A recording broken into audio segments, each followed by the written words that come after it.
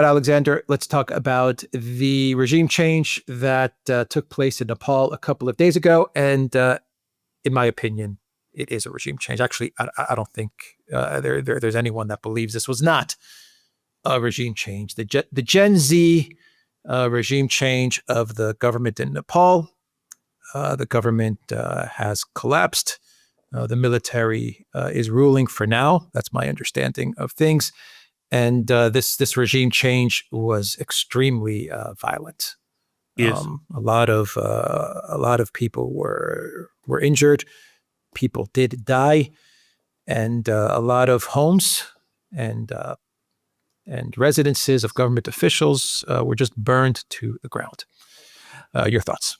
I have absolutely no doubt at all that this was a regime change operation. In fact, it's clear to me that the government in Nepal was aware that something was being prepared, and that's why they made this hurried decision to try to block the social media platforms, because they probably sensed that something like this was coming. And of course, when they blocked the social media platforms, instead of stopping the regime change, it simply accelerated it, because clearly the seeds had already been planted and the organization to do it had already been set up. Now, there's a few things to say about Nepal. Nepal is a very poor country. I understand that GDP per capita in Nepal is around half of what it is in India. So it's a very poor country. It's a country with a huge, extraordinary, very rich history, an exceptional culture, but it has many, many problems. It's economically deprived. It has very severe youth unemployment. There are extreme problems of corruption, and the economy itself has been stagnant. So there are lots of conditions within Nepal that would make a government unpopular.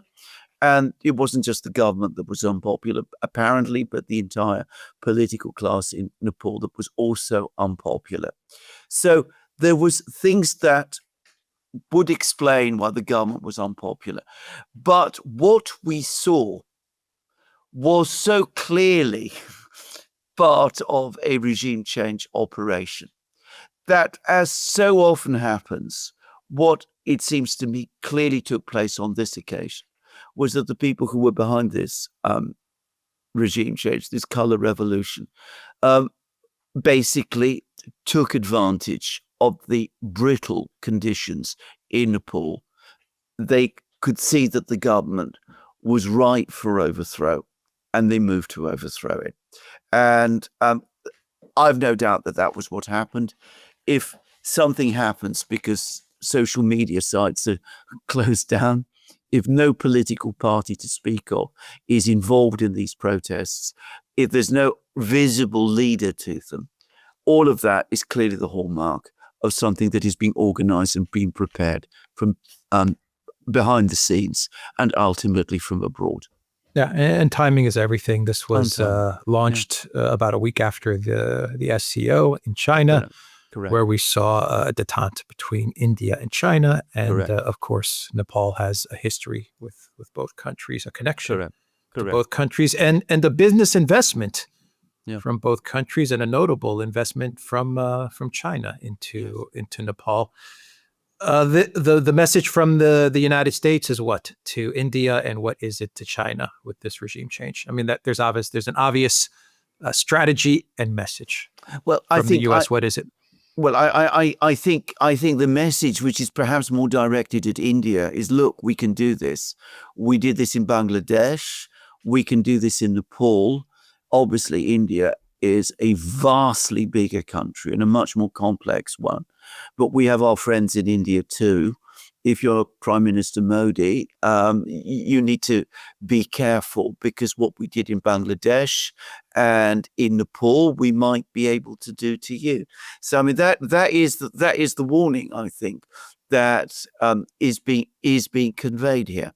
The second thing is that Nepal is strategically located. It's sandwiched between India and China. There has been a history of China and India being rivals in Nepal for basically influence within the country.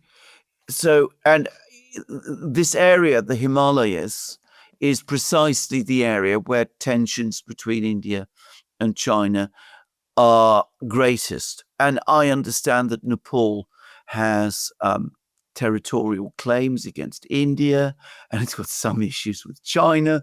So controlling Nepal establishes an American ally in a sensitive place, and it can create tensions between China and India. It's like you insert something there in a particularly sensitive location, and you can aggravate the tensions between China and India, and perhaps try to derail their whole move towards détente with each other.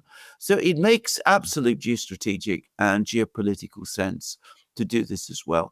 Though I agree, the SCO summit was undoubtedly another catalyst, but the completeness with which it happened suggests that this was under preparation for some time.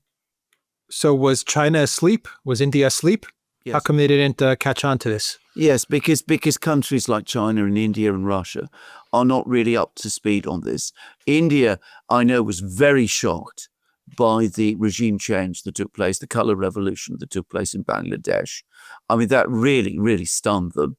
And so were the Chinese, by the way, but the Indians even more. And they will be shocked by what happened in Nepal. But they don't have their people on the ground in the same way that the Western powers still do. The West, whatever else it is not good at, it is very good at this. I mean, they've constructed basically since the 80s this whole apparatus of NGOs, of donors that fund the NGOs. Obviously, USAID doesn't exist anymore, but there are other routes to do it. So, I mean, they have this network and this structure and this experience of doing this, which neither the Chinese nor the Indians or even the Russians have. The Russians have gradually started to get their act together about this, and they've been more successful in countering it within their own country and in the areas immediately contiguous to themselves, in Kazakhstan, for example. But the Indians and the Chinese are way behind. And they just, I mean, I don't think they really had much sense that this was coming or really knew what to do. So, well, what do they do now? Well, the first thing they should do, the first thing they need to do. Just real quick, Modi and Trump on the same day of the regime change, they exchanged messages on Truth Social saying that they're ready to negotiate, or they're going to continue the negotiating process with trade, which was interesting timing of those messages as well. Yes, it was interesting. I mean, it may, as I said, which it reinforces my own sense that this is probably in part intended to send a message to Modi. But what the Indians and the Chinese need to do is they need to speak to each other. I mean, they need to make absolutely sure that whatever happens in Nepal from this point on, the Chinese and the Indians are not going to let it spoil the progress towards improving their relations. All right. We will end the video there. The Duran.locals.com. We're on X and Telegram and Rumble, and go to the Duran shop, pick up some merch like what we are wearing in this video update. There is a link in the description box down below. Take care.